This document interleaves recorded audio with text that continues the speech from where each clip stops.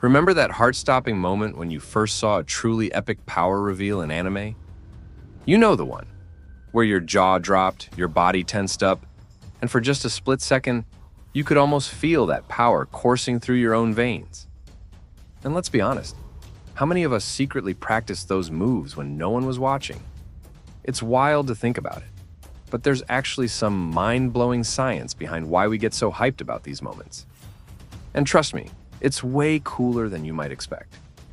You see, every time we watch our favorite characters unleash their signature moves, something incredible happens in our brains.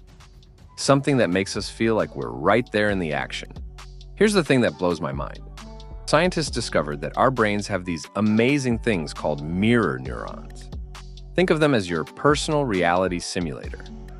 When you're watching Deku push past his limits with One for All, your brain isn't just passively watching, it's literally firing up the same patterns as if you were the one doing those moves.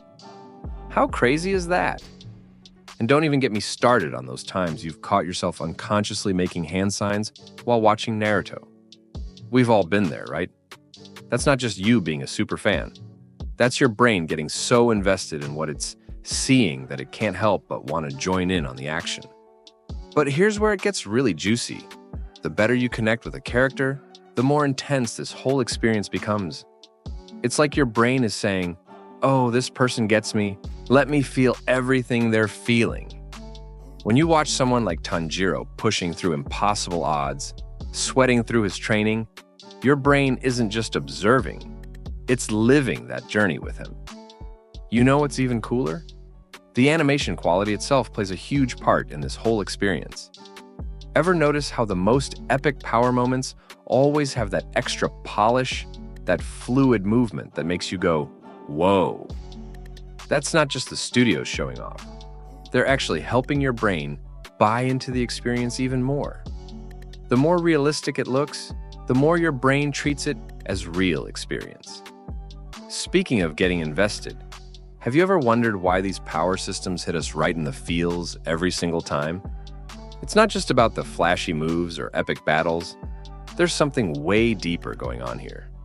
These abilities are basically a masterclass in storytelling that taps into our deepest hopes and dreams. Think about your favorite power progression moment in anime. Maybe it's when Naruto finally mastered the Rasengan after all those failed attempts. Or when Tanjiro first successfully executed that perfect water-breathing technique. Doesn't it feel weirdly personal when these characters finally nail it? That's because these moments aren't just about the powers themselves. They're mirrors reflecting our own journey of growth and development. The really clever bit? These power systems aren't random at all. They're carefully crafted to follow patterns that feel natural to us, because they reflect how we actually learn and grow in real life. It's like when you're learning to play an instrument or mastering a new sport, you start with the basics, fail a bunch of times, have those breakthrough moments, and slowly but surely level up your skills. But here's what really gets me excited: the way these abilities connect to emotions and personal growth. Take how cursed energy works in Jujutsu Kaisen, where the power literally feeds off the character's negative emotions. Or how One for All isn't just about super strength, but about living up to expectations and handling responsibility. This stuff hits different because it's dealing with real emotional challenges we all face, just dressed up in supernatural clothing. And let's talk about those limitations and drawbacks, because this is where things get really interesting. Notice how the most compelling powers always come with a price tag? It's never just, "Here's your awesome ability, go have fun." There's always a catch, a limitation, or a consequence. Just like how using One for All initially wrecked Deku's body, or how Kurapika's chains in Hunter x Hunter could literally end him if he broke his conditions. Sound familiar to real life? Yeah, that's totally intentional. The cultural aspects of these power systems are absolutely mind-blowing too. When you dig into concepts like chakra or ki, you're actually exploring ideas that have been around for thousands of years in Eastern philosophy. These aren't just made-up magic systems. They're modern takes on ancient concepts about life energy and spiritual balance. Pretty deep stuff for what some people might dismiss as just cartoons, right? You know what's absolutely wild? These power systems have literally changed how an entire generation approaches their personal challenges. I'm not even exaggerating here. When we're facing tough situations in real life, our brains often flash back to these anime moments without us even realizing it.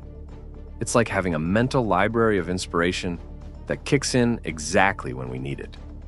The modern takes on these power systems are getting increasingly sophisticated too. Have you noticed how newer shows are diving deep into the mental health aspects of having extraordinary abilities? It's not just power goes brr anymore. These shows are asking the real questions. What does it do to your mind to wield that kind of power? How do you handle that responsibility without losing yourself? And here's something that'll blow your mind. These power systems actually help us process complex emotions and life situations. When you're watching a character struggle with their abilities, you're actually watching a masterclass in handling pressure, dealing with failure, and pushing through self-doubt. It's like therapy, but with explosions and epic battle scenes. Way more fun, if you ask me. The community aspect is something else entirely. Ever found yourself in a heated debate about power scaling or ability mechanics? These conversations aren't just fun. They're actually helping us develop critical thinking skills and emotional intelligence. Plus, there's something incredibly special about connecting with people worldwide who get just as excited as you do about these things. What really gets me is how these power systems grow up with us. Remember when you were younger and it was all about which ability looked the coolest? But now you probably find yourself thinking about the deeper implications, the strategy, the consequences, the character development. The powers haven't changed, but our understanding of them has evolved alongside our own maturity. The impact on popular culture is undeniable. These power systems have become a shared language for talking about personal growth and overcoming challenges. When someone says they're going beyond plus ultra or this isn't even my final form, we all instantly get what they mean. It's become shorthand for pushing past our limitations. Looking at where these power systems are heading is exciting too. Modern anime is pushing boundaries, asking tougher questions, and creating more nuanced ability systems that reflect our growing understanding of mental health, social responsibility, and personal development. They're evolving right alongside our society's understanding of power, responsibility, and growth. At the end of the day, maybe that's why we can't stop thinking about these power systems. They're not just cool abilities in animated shows, they're sophisticated frameworks for understanding our own potential for growth and change.